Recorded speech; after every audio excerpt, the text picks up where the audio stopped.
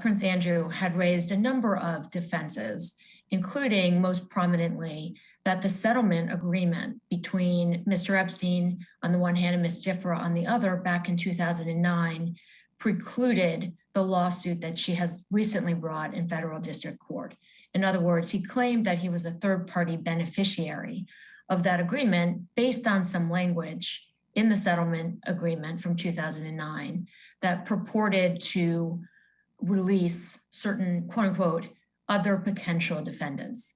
And so the question primarily before Judge Kaplan on this motion to dismiss was, is that language ambiguous? That is the question of law that was in front of him. And he decided, yes, it is ambiguous.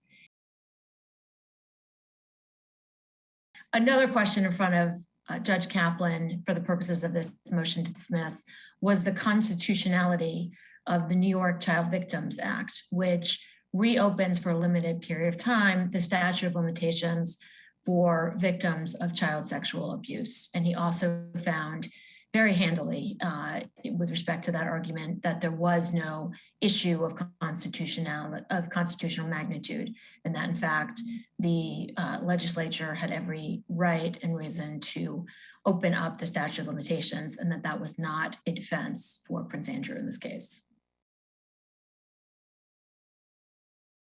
It's significant insofar as it, of course, permits the case to proceed. So there will be discovery. Prince Andrew will be deposed.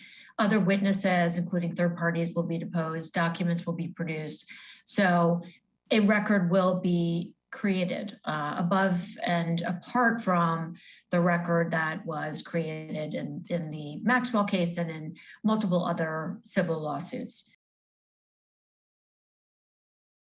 The plaintiff is permitted to move forward with her case and to try to build out the factual allegations in her complaint. There may well be an amended complaint once she learns additional facts, if she does, and eventually there may well be another motion for summary judgment at the conclusion of the discovery in this case. And if that is denied, as the motion to dismiss was denied, and I'm not prejudging that, of course, no one even knows what arguments will be made, but if that is denied, then it will go to trial. He will aggressively go after her deposition, previous statements she's made, and we know that she has made many in the press, and I believe she's testified in other proceedings, and she will have recorded statements. And so he will look at those and try to discern whether there are any material discrepancies. So he will do everything he can to undermine her credibility. There will be numerous disputes along the way that will slow down and gum up the process.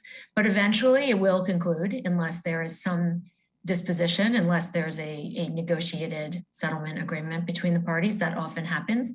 Here, it's, I would say, it would be doubtful, just given the positions that people have taken and given the very public nature and given the defendant's very public profile.